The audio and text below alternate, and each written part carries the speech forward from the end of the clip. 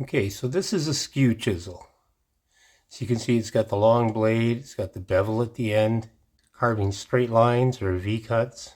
And this is a skew or a gouge. And as you can see, it's got that cupped end on it. And they come in all sorts of shapes and lengths. But it's great for gouging out holes, holes or making spoons and that sort of thing. Like that's what gouges are for. So we're going to work Aiden, the second part. Here we go. Hi, and welcome back to Bob's Carving Hobby. Our bar buddy, Aiden, is peeking out from the wood and starting to show his personality. Let me know what you think. But to me, he looks like a happy, easygoing buddy. After this installment, Aiden should be defined and looking more like the finished bar buddy he's going to become. I'm anxious myself to see how he is going to look in a few hours. As I do, we're going to talk about the essential wood carving tools, chisels, skews, and gouges, and how to use them with a mallet for hand carving. Whether you're new to carving or just want a refresher, this guide will help you understand what each tool does and why you might want them in your toolkit. Let's start with the basics.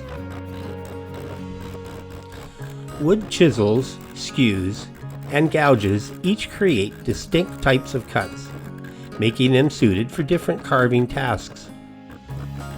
Straight chisels are your go-to for making straight and flat cuts. Imagine you want to remove a big chunk of wood quickly. That's where a straight chisel shines. You hold it in your non-dominant hand, and as we do with all chisels, give it a tap with your mallet in your dominant hand and watch the wood chip away. Next, we have the skew chisel. This tool has a blade that's cut at an angle, usually around 18 degrees, which makes it perfect for getting into tight corners and making precise angled cuts. Use the skew chisel to clean up the corners or make crisp lines that would be tough to achieve with a straight chisel.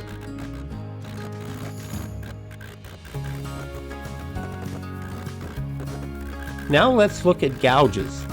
These are chisels with a curved blade. They call it a sweep, and they come in a few different shapes.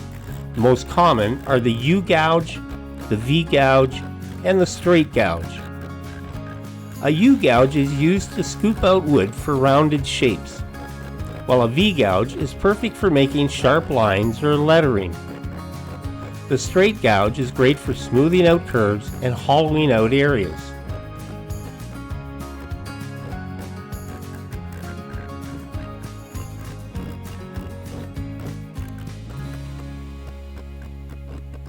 When you're working with hardwood, like maple, oak, or cherry, you'll want to use your mallet for extra power. You can see how I hold the chisel steady with one hand and tap the end with the mallet to drive the blade through the tough wood. This takes the strain off your hands and lets you make cleaner, more controlled cuts.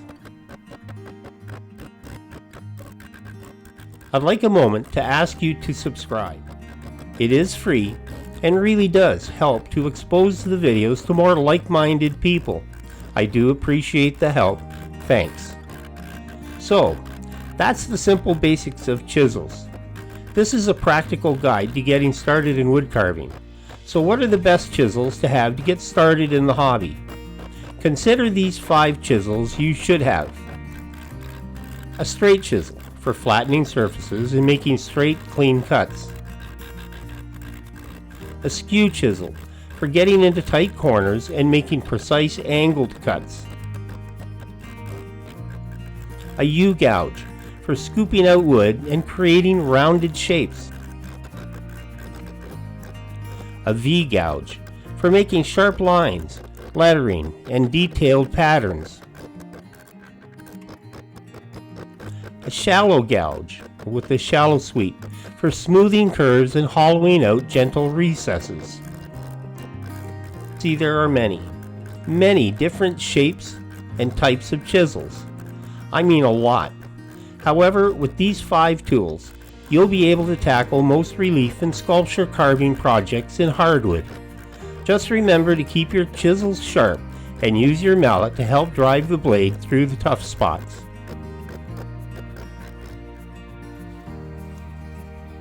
So he's looking pretty good.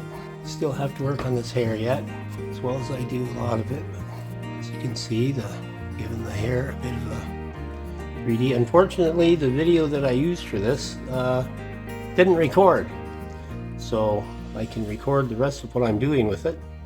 Luckily, we're not too far into it, so let's get started. Okay, let's look at how Aiden is coming along. Not too bad, if I say so myself. The heavy wood has been removed and his face and head have taken shape. Details like Aiden's hair, eyes, nose, and mouth are becoming more refined. Looking good. However, there's still a lot of work to get him finish ready.